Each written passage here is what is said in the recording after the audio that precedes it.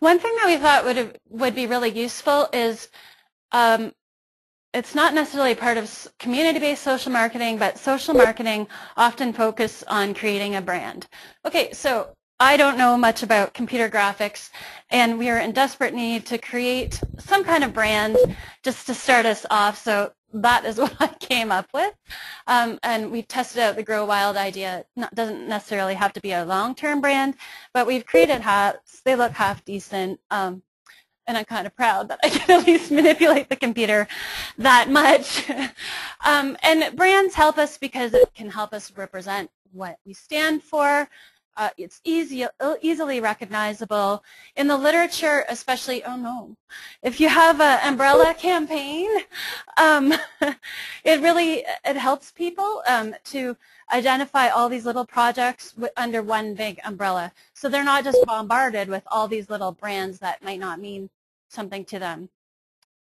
Oh yes, so I was very intrigued at the Laternal the other year when I went to a social marketing workshop, and Halton region has a kind of a mascot as a brand for their recycling. Okay, it's a South American wood frog, but I think the idea was to like do something local and you have global impacts. And they were changing their recycling program and composting program around.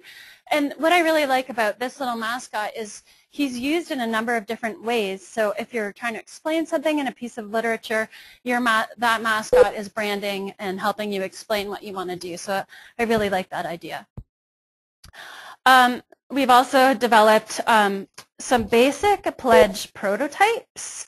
And again, it's not so much that the pledge is important at this point, although of course we get some basic information about barriers and whatnot, but we hope to be able to follow up with these people.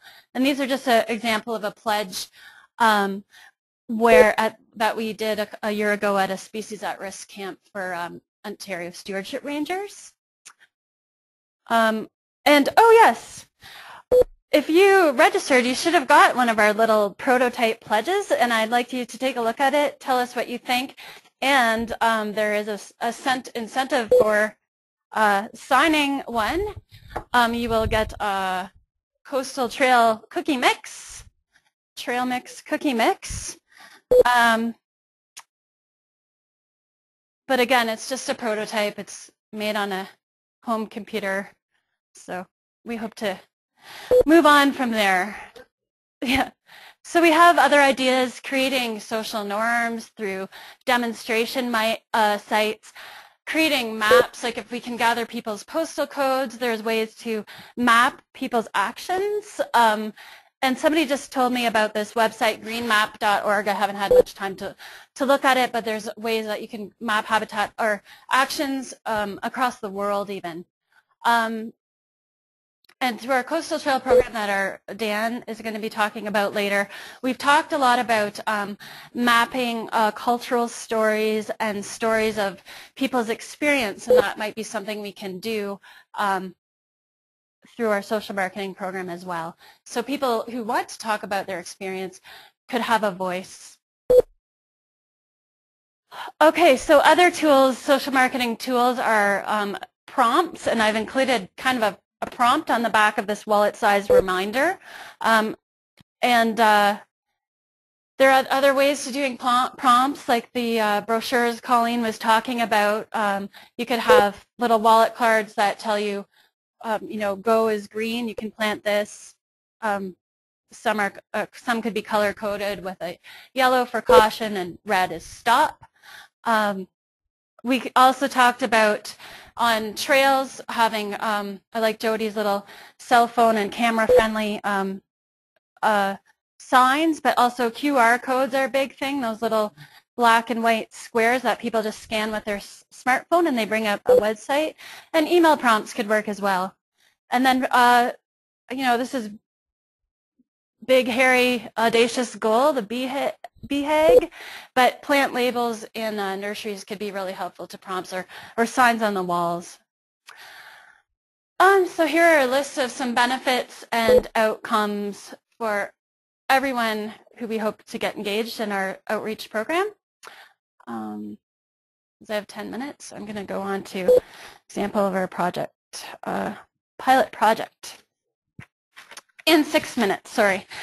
Okay, so one of the ideas we started to develop with the help of an incentive from the Trans-Canada Trail Association was develop an idea of what a trail would look like if we incorporated social marketing techniques.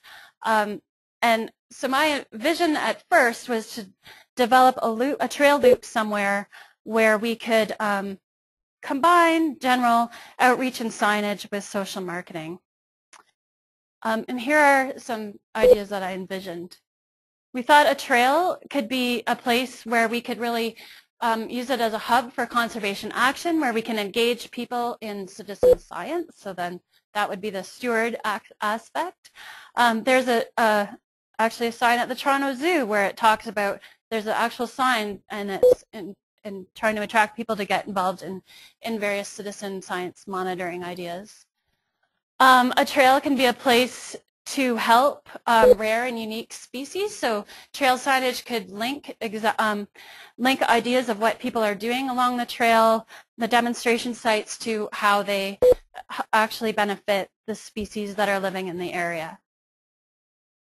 A trail can really be a place to celebrate the unique nature of the Carolinian life zone, and you could do it in various ways through trailside interpretive art, and maybe Jody, you recognize that from the RVG, and I love those art exhibits. I don't know if you have them every year, but I went down a couple of years ago, and there's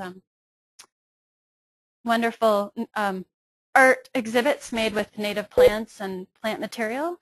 I have a friend that develops quilts made of paper impregnated with native plant seeds, and as she creates these quilts with students, they sew it together, talk about their sense of place, and then they plant the quilt, and that grows. And that's kind of idea that could be really useful on a trail like that, talking about a sense of place. And then just general community maintenance. We talked a little bit, especially the snake people, about empowering people to make good decisions.